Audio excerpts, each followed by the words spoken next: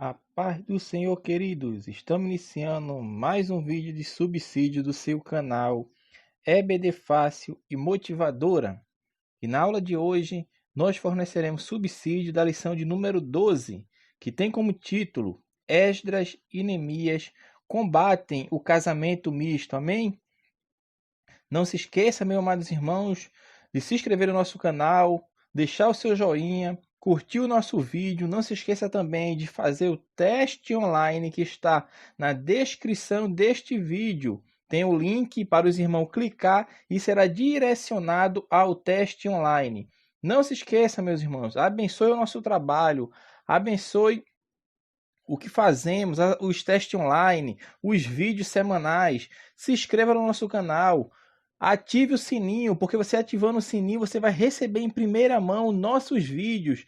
Nós sempre estamos postando os vídeos uma semana antes da lição, para os irmãos terem tempo de estudarem, analisarem, pesquisarem. Amém? Então que Deus abençoe os irmãos. Se inscreva no nosso canal, nos abençoe com a sua inscrição, com o seu joinha, com o seu compartilhamento nas suas redes sociais. Vamos lá, lição de número 12. Esdras e Neemias combatem o casamento misto.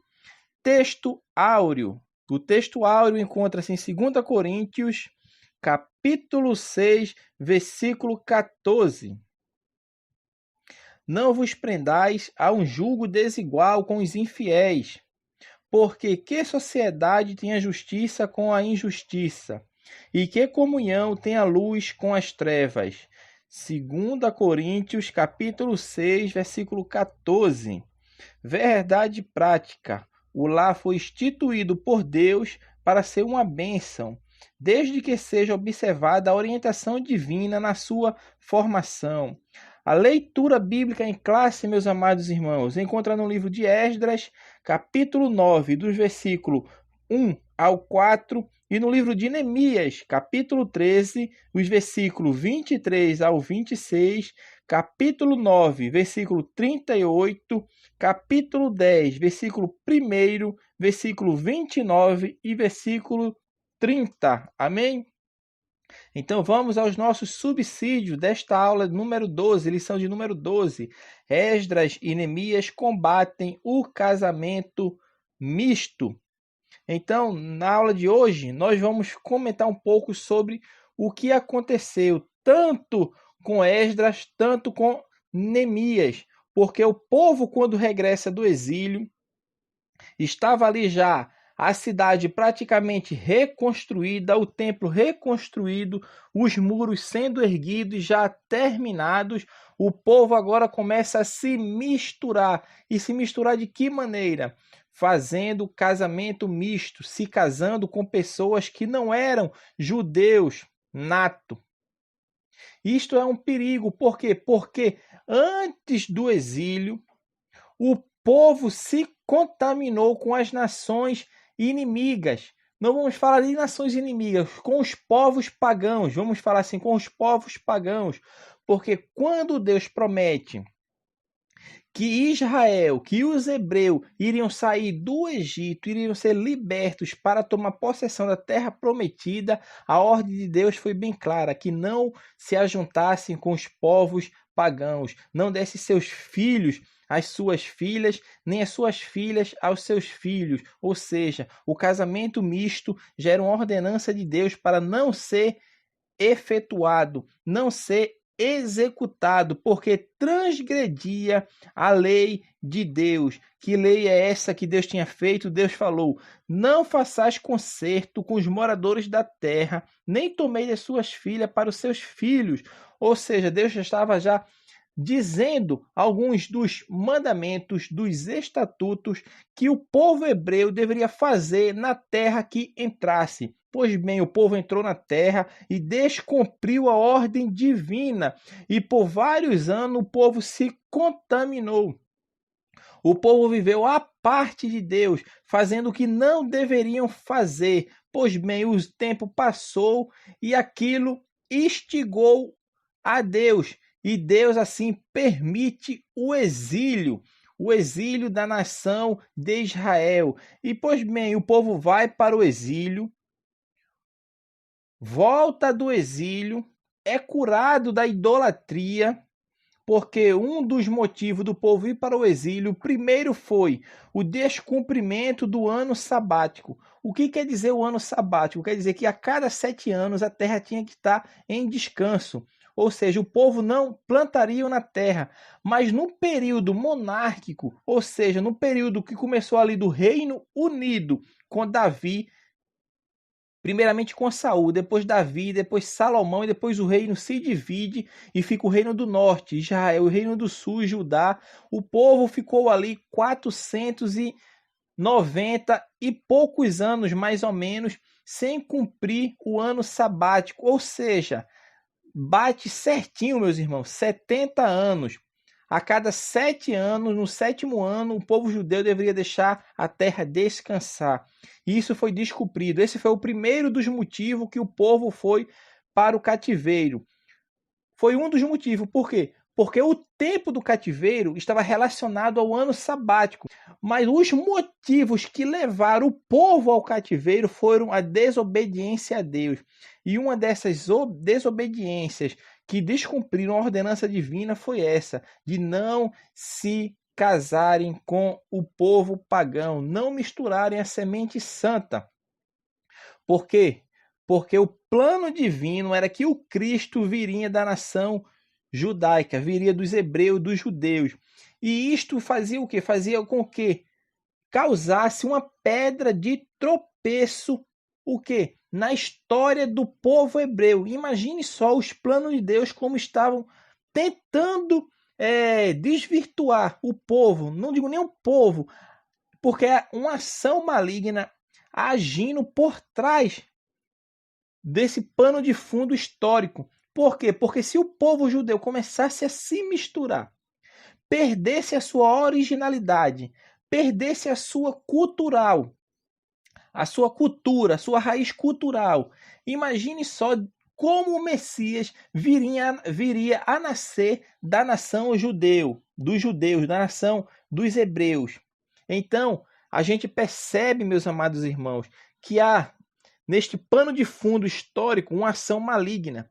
Então, esses casamentos mistos estava tentando, vamos falar assim, a ação do maligno estava tentando impedir o nascimento do Messias, porque ele sabia que a mulher geraria um filho varão.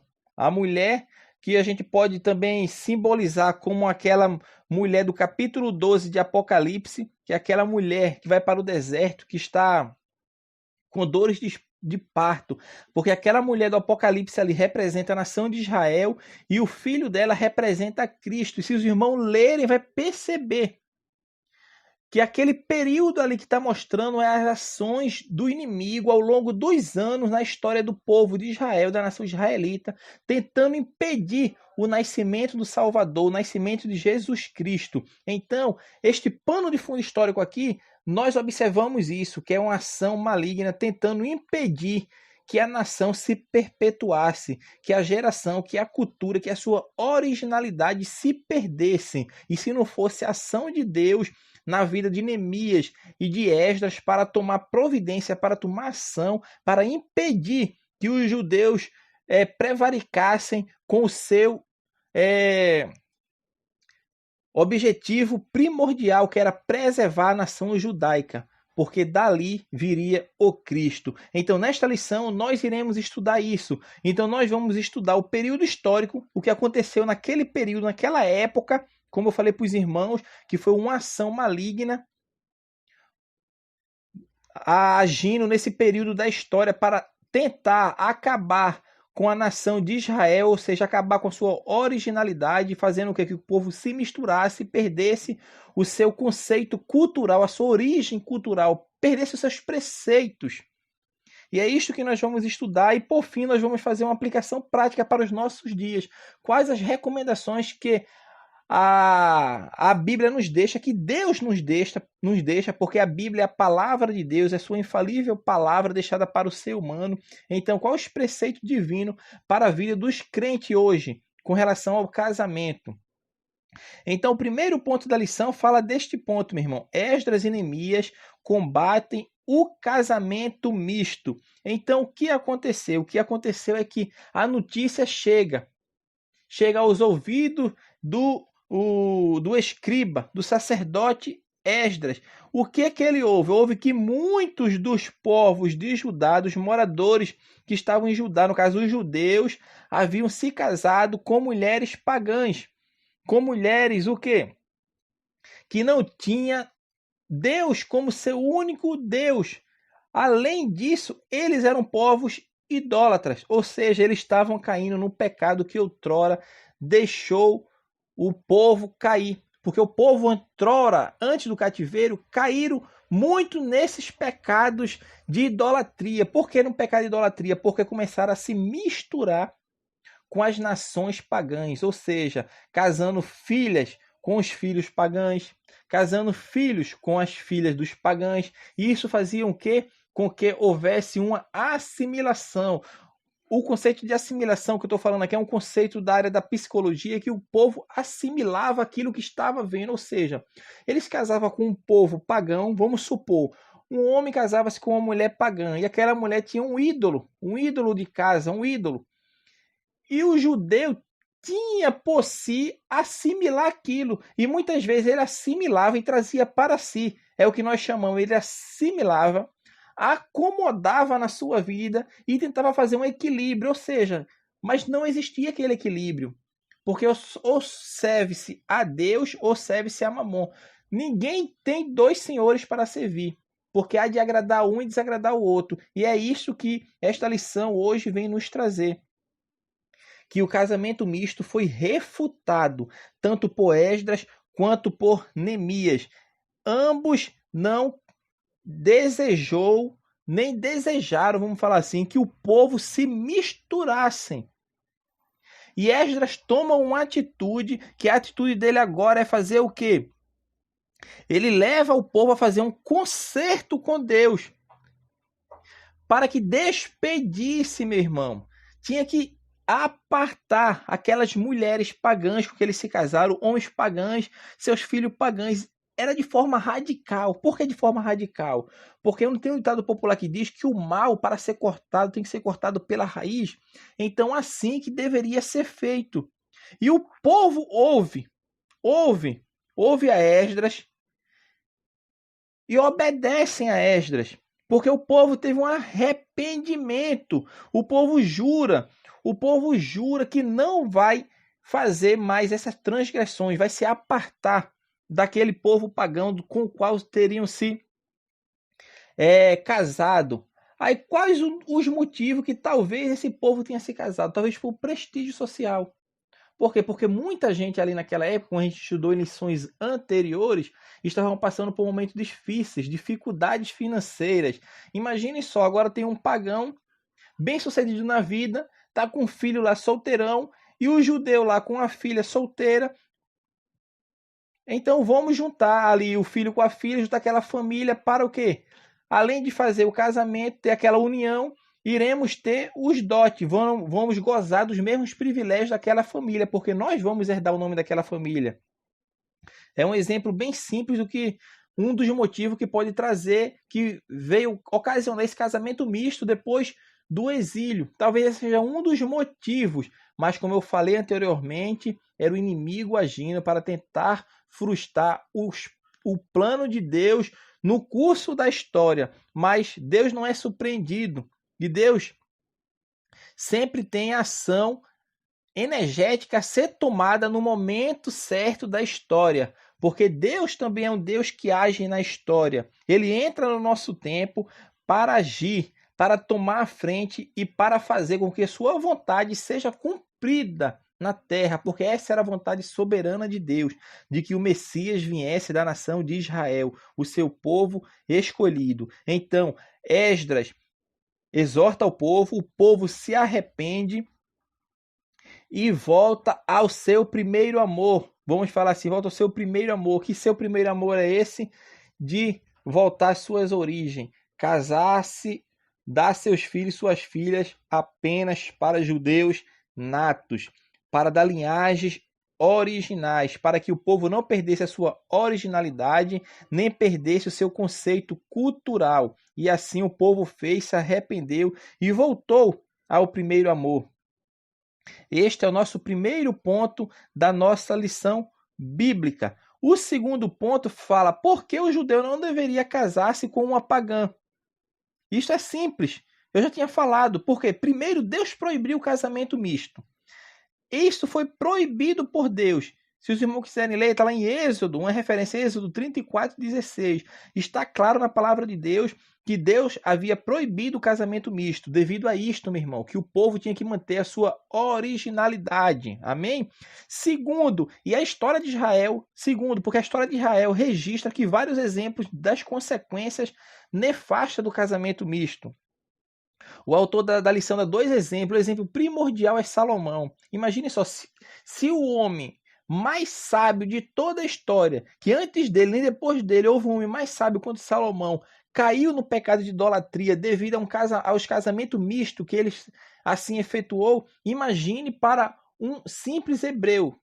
Um simples que eu estou falando aqui na base do conhecimento, de sabedoria. Se Salomão, o homem mais sábio do mundo, não se conteve de idolatria por causa de suas mulheres pagãs, é complicado, meus irmãos. Então é por isso que o judeu não deveria se casar, porque Deus proibiu e segundo, eles assimilavam muito fácil a cultura dos povos a qual eles se misturavam. Salomão caiu e também o rei Acabe, que foi o pior rei do reino do norte, no caso Israel. Foi Acabe, mas isso em decorrência de sua mulher, uma mulher pagã, uma mulher sidônia, que era por nome Jezabel, que ela fez com que o culto a Baal tivesse um reavivamento acima do normal, fez com que usurpasse a adoração a Deus. E os judeus ali, muitos se prevaricaram disso e começaram a adorar a Baal, devido a uma influência de um casamento misto realizado pelo seu rei, que no caso foi o rei Acabe. Então, por isso que o judeu não deveria casar-se com uma mulher pagã. E o terceiro tópico fala a sobrevivência do povo judeu. Então, como se deu a sobrevivência do povo judeu? Porque até hoje tem judeu. Judeu original, judeu puro de raiz. Por quê? Porque, primeiro, o autor aqui, eu não sei nem se fala sobre esse ponto aqui, eu li a lição, não fala sobre isso. Primeiro, porque é Deus agindo na vida daquele povo. Se não fosse a mão de Deus na vida dos judeus, o que seria deles? Mas Deus é com eles, vamos falar assim, Deus é na vida deles, Deus é com eles. Então hoje tem judeus espalhados por todos os mundos, por todo o mundo. Agora imagine a perseguição que esse povo sobreviveu. Irmão, quando nós estudamos a história bíblica, principalmente a história de Israel, percebemos o quanto esse povo foi perseguido, o quanto esse povo foi tentado ser destruído, tentado ser ofuscado de todas as maneiras, o inimigo tentando agir na história da nação do povo de Israel. E aquele pequeno país hoje é um estado magnífico, um estado grande. Imagine só um lugar árido, um lugar desértico, é um lugar de bênção, onde a mão de Deus ainda opera na nação de Israel. E não deixou de operar também na linhagem dos judeus. Porque quando a gente vai estudar o livro de Apocalipse, a gente percebe que dentre aqueles 144 mil escolhidos que estarão aqui para pregar no período da grande tribulação, são os judeus originais, judeus puros, das 12 tribos de Israel, 12 mil de cada tribo. Aquilo ali fala literalmente, meus irmãos. Então são 12 mil pessoas de cada tribo de Israel, porque é Deus agindo na história de seu povo escolhido. Então a sobrevivência do judeu é considerado hoje um milagre. É um milagre. Por quê? Porque é Deus agindo na vida deste povo, para que esse povo se mantivesse firme e estivesse ainda hoje habitando este mundo. E o que seria de nós se os judeus tivessem se perdido? Na verdade, eles não se perderiam, não se misturariam como estavam tentando se misturar, porque Deus iria agir. Porque o Messias viria, como veio do povo judeu, nasceu da nação israelita. quarto tópico fala uma palavra fiel sobre o casamento dos crentes. Agora o autor vai trazer uma aplicação para os nossos dias. Até o tópico 3 ele vai falar do conceito histórico aplicado ao conceito ali de Esdras, Neemias, o casamento misto entre os judeus que era proibido, e agora o que Deus deixou para nós cristãos, para nós crentes hoje que habitamos o mundo. Então o que Deus deixa claro é isso. Não se mistureis, não se junteis com julgo desigual. É o nosso texto áureo, meus irmãos. Se os irmãos lerem o texto áureo, vai perceber. O texto áureo fala o quê? Fala, não vos prendais a um julgo desigual com os infiéis, porque que sociedade tem a justiça com a injustiça? E é isto que o autor está querendo nos mostrar aqui, esta orientação que a Bíblia vai dar ao crente. Por quê? Porque aquele que é servo, aquele que é fiel a Deus, está dentro da igreja, pertence ao corpo de Cristo, ele não deve se juntar com um julgo desigual, porque não há de ter comunhão, não há de ter equilíbrio neste relacionamento. Por quê? Porque é um julgo desigual. Então, se o crente está na igreja, pertence ao corpo de Cristo, está solteiro, está solteira, deve-se casar com uma pessoa que professe a mesma fé que a dele. Não se misture, porque não há de haver comunhão. Não há, além de trazer prejuízos tanto espirituais quanto sentimentais para a vida de um dos cônjuges. E normalmente é para o cônjuge crente, porque você pensa que não, mas com o passar do tempo, a pessoa descrente vai jogar no seu rosto, vamos falar assim, vai jogar na sua cara, que você casou-se com ele ou casou-se com ela, você sabia que ele não estava na igreja, que ela não estava na igreja, e vai falar assim para você. Não tenha dúvida disso. Não tenha dúvida disso. Então a Bíblia é clara, deve se casar no Senhor. Porém, um casal de descrente, um casal que não é crente, os dois são descrentes, e um se converte, a Bíblia é clara. Não deve se separar. Por quê? Porque foi antes dele ter o encontro, dele ter o relacionamento com Deus. E o crente, o cônjuge crente, supor o esposo ou esposa, ele santificará o seu cônjuge não crente, santificará no sentido de tentar trazê-lo com o seu modo de viver agora para Cristo. Porque quem vive para Cristo tem o cheiro agradável de Cristo. E deve-se ganhar o cônjuge não crente através do exemplo, do respeito, da comunhão que ele mostra ter com Deus. E todos essas características, essas virtudes que o crente agora vai produzir através do fruto do Espírito, essas virtudes, amor, fé, alegria, paz, longanimidade, benignidade, tudo isto vai fazer com que o descrente perceba que você tem Deus. Mas aqui é um caso diferente, meu irmão. E a Bíblia é clara com isso. Paulo, quando escreve aos Coríntios, ele deixa bem claro isso, que como o textuário nos fala, que não se deve se juntar com um jugo desigual. Mas quando o crente, o descrente, ambos são descrentes e um se converte ao Senhor, não abandone o seu cônjuge. Não, por quê? Porque você, agora que conheceu a Cristo, mas você já se casou, já está em união com aquela pessoa. E a Bíblia dá alguns preceitos sobre os únicos modos que a pessoa deixa aquele descrente. É se ele deixar você e abandonar você, aí sim, você não pode fazer nada. Ele o deixou. Vamos supor, uma mulher, uma jovem uma mulher que a gente está falando aqui de um casal que não era crente, eram dois descrentes e um se converte. Vamos supor, a mulher se converteu e o homem não se converteu. Então esse homem, porque a mulher se converteu, agora não quer permanecer com ela e abandona aquela pessoa.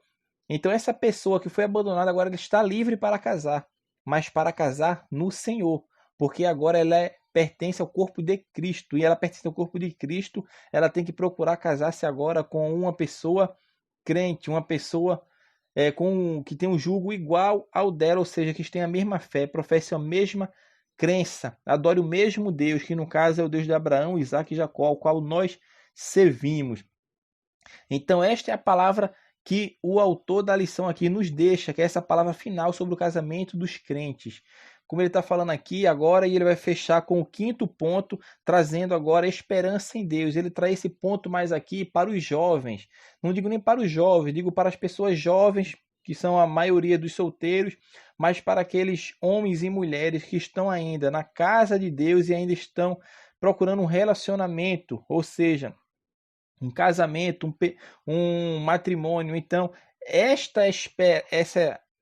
esse quinto ponto aqui, que é esperar em Deus, é isto que o autor está tentando nos mostrar, tentando nos trazer, tentando nos alertar, que nós devemos esperar em Deus no sentido de buscar um jugo igual, não um jugo desigual. Deve sim buscar uma pessoa que tenha Deus na vida. Um jovem está na igreja tem jovens solteiras, para esse jovem tentar relacionar-se com aquela pessoa. E isto é o normal. Por que o normal? Porque o descrente, meu irmão, o descrente, sabe para onde ele vem procurar uma jovem? A descrente, quando quer procurar um jovem para namorar, para casar, firme, com essa visão futura de manter um relacionamento, namoro, noivado e casamento, ele vem procurar na igreja. Porque tem ali jovens limpos, vamos falar assim, jovens limpos, jovem que não se contamina com o mundo, jovem que não anda ali nas boates, nas bebedices, nas coisas dessa vida, e ele vem procurar ali. E por que o crente tem que procurar lá fora? Não, meu irmão, o crente tem que procurar dentro do corpo de Cristo, na igreja do Senhor. E não se misturar com o jugo desigual. Como eu tenho falado, que o descrente, a descrente vem buscar na igreja. Devemos vigiar. Devemos estar alerta contra tudo que vem tentar intimidar o crente, o povo de Deus, porque isto é uma forma de tentar, meu irmão, atingir a fé daquele jovem, daquela jovem, porque quando ele se perde e cai na lábia dessas pessoas, lá na frente vai ter um prejuízo espiritual. E muitas vezes o jovem a jovem começa a se relacionar com uma pessoa que é descrente e fica naquela ladainha que esperando Deus falar. Mas Deus já falou, está na Bíblia. Está na Bíblia, mas ele fica querendo esperar a profetada, revelação, que no caso não tem nada de Deus, mas a revelação maior é a palavra de Deus que já está falando para nós, dizendo que não devemos se misturar com um jugo desigual. Esta é a revelação, esta é a profecia maior, é a Bíblia, é a palavra de Deus. Esta sim é que fala aos corações, que mostra o caminho, que guia o homem no caminho que deve andar. Então ela já está falando contigo. E ela está falando isso. Não se misturei com o jugo desigual, porque que comunhão há a luz com as trevas. E é isto que a Bíblia nos fala. Não fique com essa historinha de dizer que Deus ainda não me falou, Deus ainda não disse se aprovou ou se não reprovou. É a história da carochinha. A palavra de Deus é bem clara. Não se misturei com o jugo desigual. Já está escrito na profecia maior, que é a palavra de Deus. Essa aqui é infalível. Essa aqui eu não posso julgar, porque já está nela, é infalível. É a palavra de Deus. Então, meu amado irmão, se você está me ouvindo e está no início de relacionamento com um jugo desigual e está esperando Deus falar contigo, Deus já falou contigo através da palavra dele, das suas sagradas escrituras. Por quê? Porque a palavra de Deus já fala, já dá o caminho, já dá o estatuto, já dá o mandamento a ser seguido, que é a palavra de Deus, infalível e irrefutável. Amém? Então você que deve tomar atitude, você que deve tomar ação, porque a palavra de Deus já lhe deu o direcionamento, e o direcionamento é este: não se mistureis com o jugo desigual. Esta é a palavra de Deus para você neste dia. Então espere em Deus.